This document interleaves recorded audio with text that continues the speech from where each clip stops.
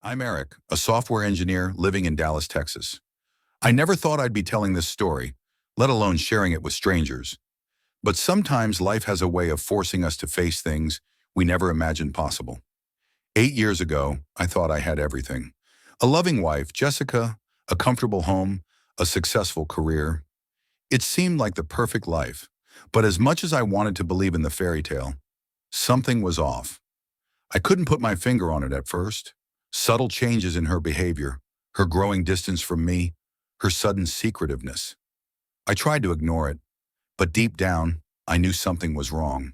The day I discovered the truth shattered everything. It was the beginning of a journey I never expected, one where I'd have to rebuild my life piece by piece, and not just rebuild it, but take back control. Control of my emotions, my future, and most importantly, my peace of mind. This is my story. The story of betrayal, heartbreak, and the path to reclaiming what was rightfully mine. I'm just an ordinary guy. I've always been the steady, dependable one in my family. I'm the type of person who believes in hard work, loyalty, and building something meaningful from the ground up. That's why when I met Jessica, everything seemed to click so perfectly. We met during college and clicked right away. She was smart, beautiful, and ambitious, everything I admired in a person. After graduating, we built a life together in Dallas. I landed a job as a software engineer at a reputable company, and Jessica quickly rose through the ranks in her career as a marketing manager. We bought a house in a quiet suburban neighborhood, and life felt good. We had everything: 2 cars, a cozy home, and a love that seemed to hold us together. For 8 years, we had what looked like the perfect marriage. I thought we were the couple that others admired. We shared laughs, dreams, and most importantly, trust. At least I thought we did. But over time, things began to change. Little things. Jessica, once the life of every conversation, became distant. She started staying late at work more often. I thought maybe it was just a busy season for her career. But it wasn't just that. She became secretive, guarding her phone as if it were some kind of treasure. She'd always angle the screen away when I entered the room, or leave the room altogether to take calls. I remember the first time I noticed it. I had come home early from work, and there she was, sitting on the couch, phone glued to her hand, her face unreadable. I thought I was imagining things. Surely I was just overthinking it. But those little signs began to pile up one by one. Late nights at the office, unexplained absences, the odd text messages she'd quickly dismiss when I walked into the room. Yet I convinced myself it was just my mind playing tricks on me. After all, we had a good life, a life I didn't want to disturb with unnecessary doubts. I never questioned her outright. I didn't want to seem insecure or paranoid. But deep down, I knew something wasn't right. I felt it in my gut, like a slow-burning fire I couldn't ignore. But still, I tried to bury it, convince myself it was just a phase. I didn't want to confront the possibility of betrayal. I didn't want to face the idea that the woman I loved might be lying to me. So I kept pushing the thoughts to the back of my mind, hoping they'd go away.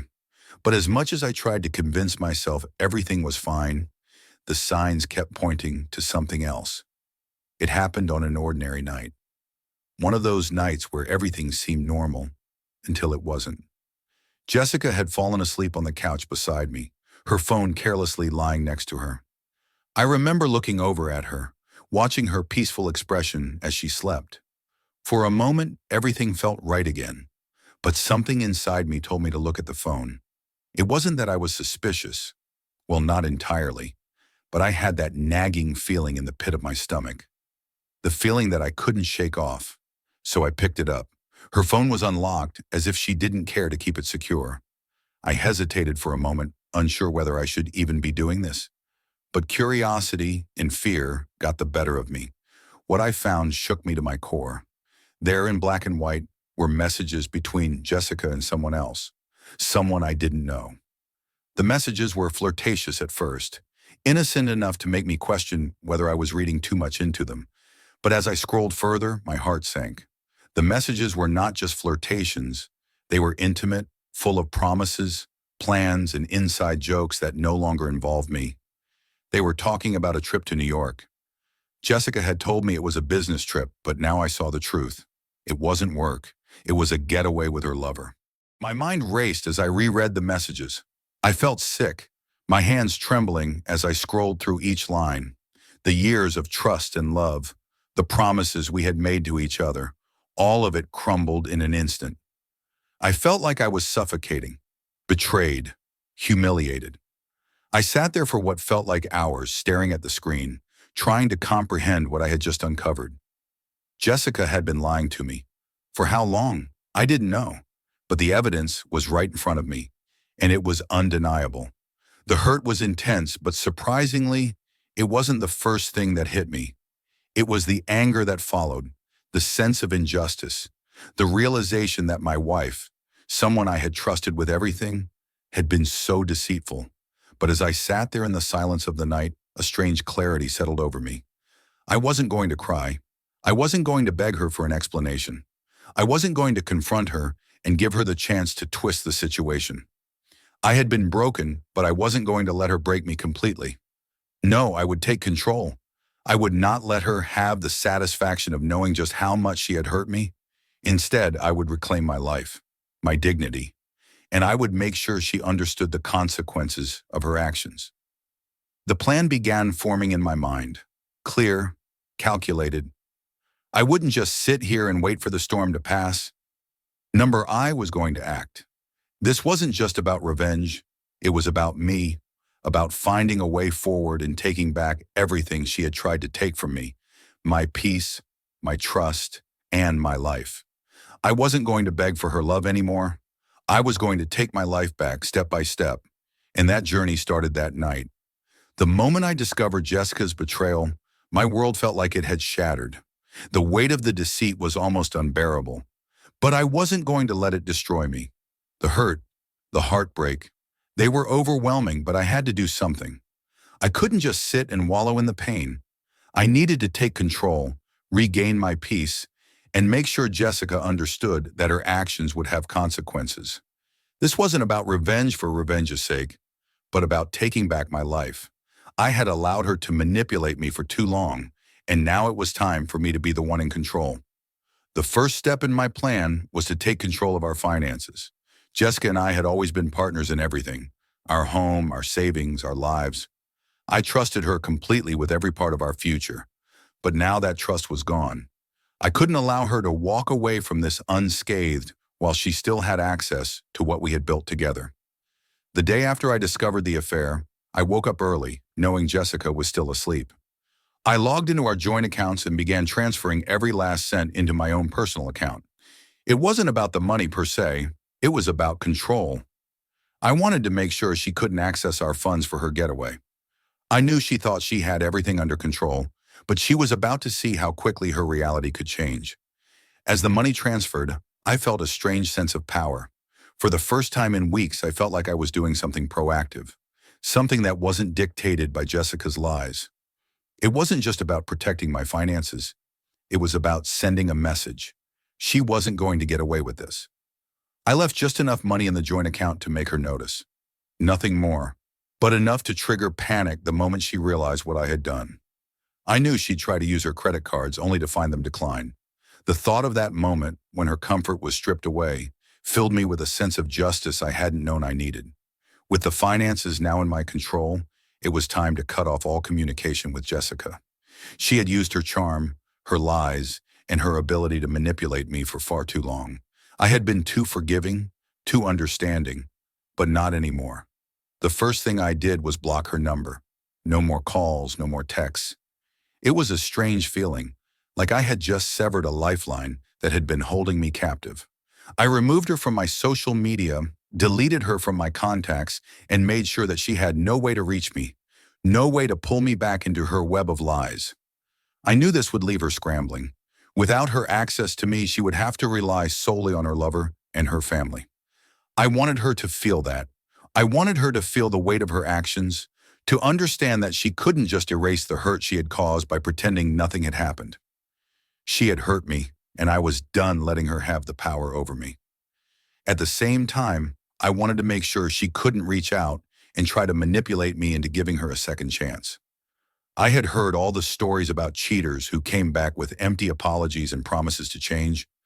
I wasn't going to fall for that. This was my line in the sand, and it wasn't going to be moved. As much as I was determined to take control, I knew the fallout wouldn't be easy. Jessica wasn't going to let this go without a fight, and I wasn't naive enough to think she wouldn't turn others against me in the process. So I reached out to a few close friends and family members, people I trusted with my side of the story. I told them what had happened. I didn't sugarcoat it or try to manipulate their perception of things. I wasn't looking for sympathy, and I wasn't trying to make Jessica look like the villain, although she was. I just needed them to know the truth, that I wasn't some helpless victim wallowing in despair. I had taken action because I deserved better than the lies she had fed me. I knew Jessica would likely spin a story where she was the victim and I was the villain. That was her M.O. She always played the part of the sweet, innocent woman wronged by the harsh world. But this time, I wasn't going to let her get away with it. By reaching out to my trusted circle, I ensured that if Jessica tried to paint me in a bad light, I had people who would know the truth and support me.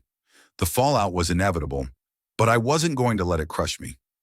I had prepared myself mentally and emotionally for the storm that was coming, and by the time Jessica realized what I had done, it would be too late for her to turn things around. She wouldn't be able to get back to the life she had taken for granted. I wasn't going to give her that privilege. I took a deep breath as I finished making my calls. There was no turning back now. I had set the plan in motion, and it was only a matter of time before Jessica felt the full force of what she had done. But I had regained my control, and that was the most satisfying part of it all. In the end, the plan wasn't just about making her pay. It was about standing up for myself, taking my life back, and refusing to be manipulated any longer. It wasn't easy, but it was necessary, and in that moment, I knew I had done the right thing. The day Jessica left for her so-called business trip to New York, I watched her walk out of the door with a smile on her face, completely unaware of the changes I had made. She was still wrapped up in her lies, thinking that everything was fine, that she could have her cake and eat it too. She kissed me goodbye, a fake warmth in her smile that I had once believed was genuine, and then she was gone.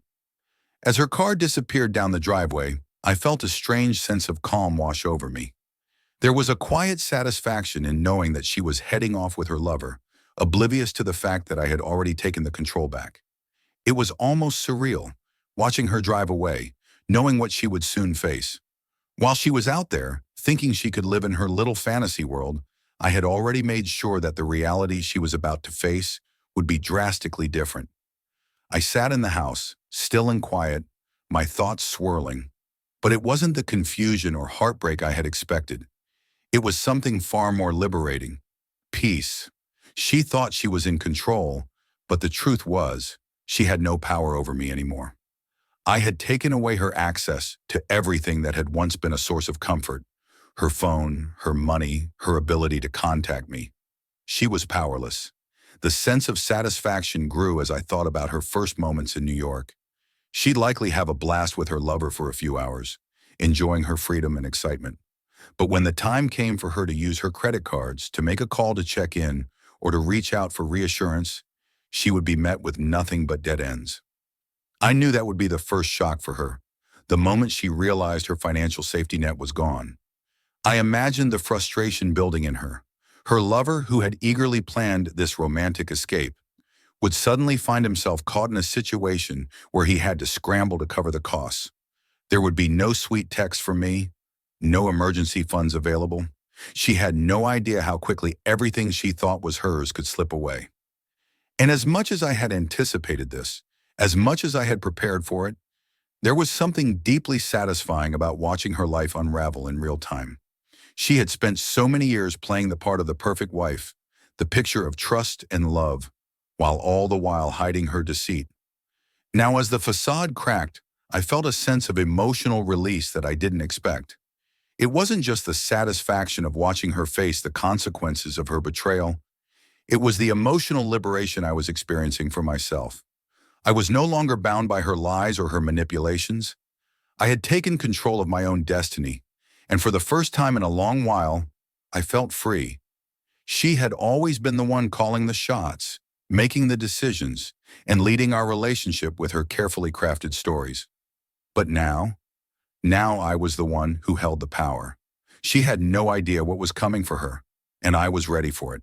Jessica's mother called Eric one evening, her voice thick with anger and frustration.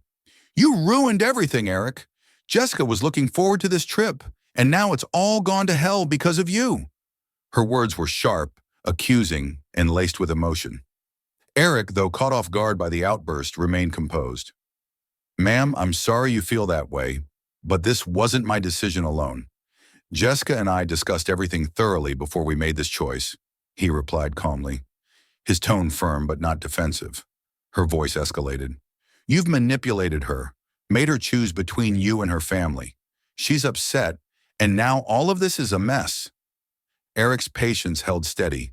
He had dealt with Jessica's mother before and knew how to navigate her emotional calls. I haven't manipulated anyone. Jessica is an adult, capable of making her own choices. I'm not going to apologize for standing by what's best for both of us. The conversation grew tense.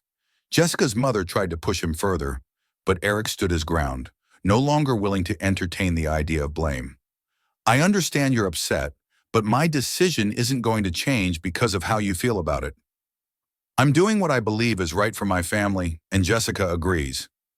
After a long pause, Jessica's mother huffed, still unsatisfied but unable to break his resolve. Eric calmly ended the call. He knew there would be fallout, but he was prepared to defend his choices, especially if it meant preserving peace within his own home. Jessica sat at a small cafe, her phone vibrating anxiously in her hand.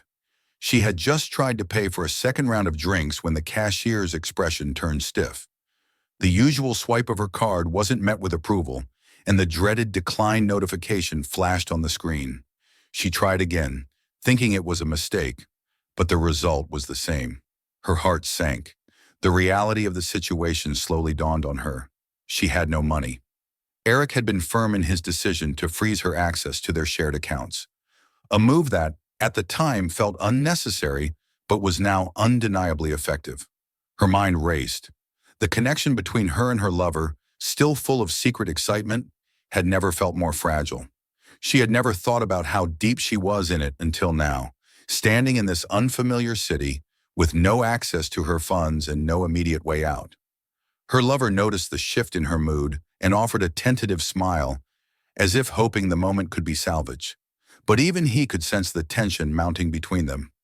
Jessica looked at him, her once idealized escape, and for the first time the cracks in their situation became impossible to ignore. Meanwhile, Eric sat at home, his phone resting on the table in front of him.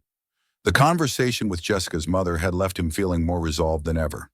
He had spent weeks second-guessing his decisions, trying to balance his love for Jessica with the need to reclaim control over his own life. Now, with her financial cards frozen, Eric felt the weight of the situation lift off his shoulders. As he imagined the confrontation between Jessica and her lover, her carefully constructed world starting to crumble under the pressure, he could almost hear the awkwardness in their interactions. It was as if the layers of pretense had been peeled away. Would they blame each other? Would her lover, who had once seemed like the answer to her escapist fantasies, show signs of impatience? Would he pull away now that Jessica's facade of independence was shattered? Eric couldn't help but feel a sense of relief. It wasn't malicious. It was simply the consequence of Jessica's decisions catching up to her.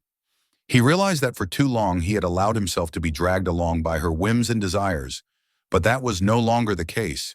His choices, difficult as they were, had given him back his dignity, his peace, and most importantly, his independence. For the first time in months, Eric allowed himself to sit with that feeling of control.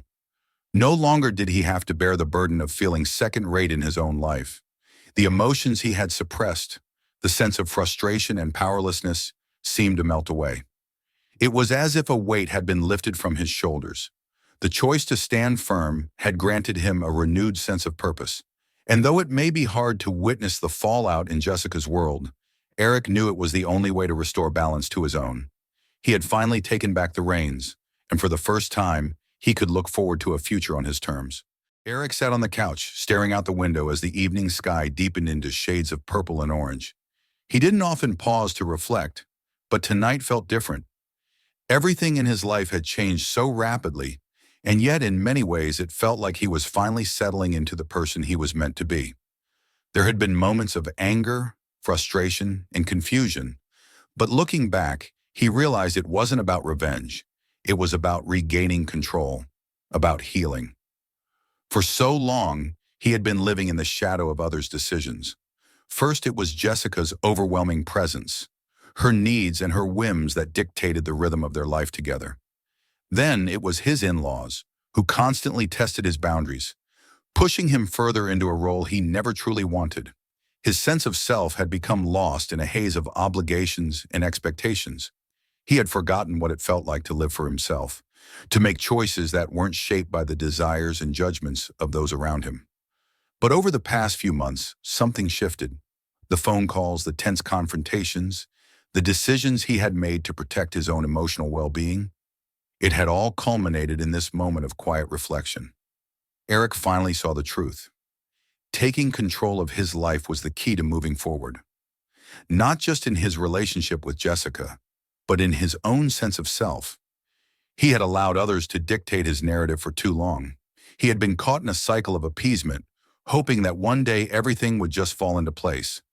Now, though, the feeling of control was something entirely new. There was no longer any resentment bubbling beneath the surface.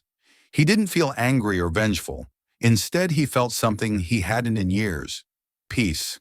His decision to assert his own boundaries and take charge of his future had given him a sense of ownership over his own life. The healing wasn't about getting even or making Jessica or anyone else feel the pain he had felt. It was about rebuilding, brick by brick, the foundation of his own identity. As he sat there thinking through the journey that had brought him here, Eric recognized the power of standing firm. He didn't need to beg for validation or permission from anyone. His decisions, even when difficult, had given him back the strength to carve out a life that was truly his. It wasn't about cutting ties with others. It was about setting healthy boundaries that allowed him to grow.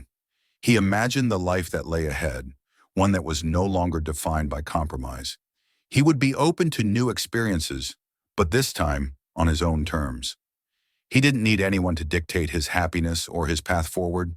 He would build the life he deserved, not the life others expected of him. And so as the evening turned to night, Eric smiled softly to himself. He didn't know what the future would bring, but for the first time in a long while, he felt ready to face it, stronger, more self-assured, and finally free to live a life that was authentically his. As I sit here reflecting on everything that's happened, it's hard to put into words the weight of what I've gone through. Betrayal is a strange thing. It doesn't always come from a single moment, but from a slow erosion of trust over time until it breaks you. For me, it wasn't just about the actions of others, it was about what I allowed. It took a long time to realize that my power didn't come from pleasing people or sacrificing myself for their happiness. It came from standing up for what I believed in and choosing to take control of my own life.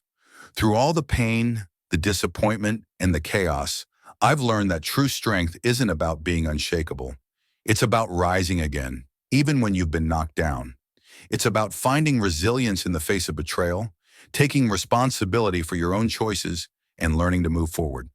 No matter how messy or difficult the journey may be, growth always follows when you choose to reclaim your power. And now I challenge you, how would you respond if you found yourself in a similar situation? Would you fold under pressure, or would you stand tall and take control of your life? It's easy to let others dictate the terms of your happiness, but the real strength lies in saying, "This is my life, and I will decide how it's lived." I hope my story has inspired you in some way.